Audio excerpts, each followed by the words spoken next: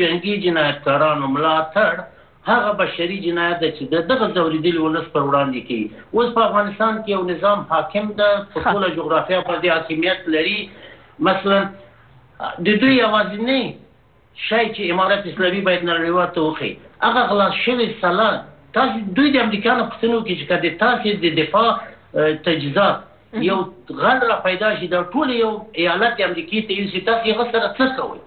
همدغه پنجشیر د افغانستان د دفاع د وزارت د ټولو هوایي ځمکني تجهیزات څخه ډک نه و.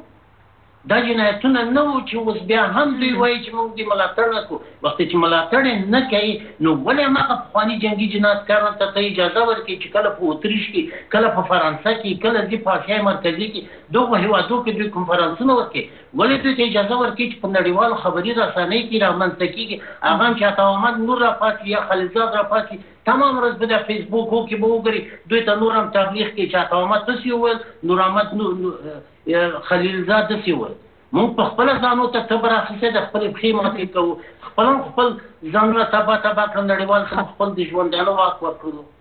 باید د دغو ټولو پر وړاندې افغانان هغه مقاومت په سره کې چې نور نه نړیوالو ته او نه د دوی استازي ته اجازه ورکړي د مقاومت په نامه باندې نور څوک په افغانستان کې سر راپورته کړي. زما له نظر د دغسې افرادو اشخاصو سر راپورته کول ځای محکمه ده او ځای د زندانونو د میلو تر شا.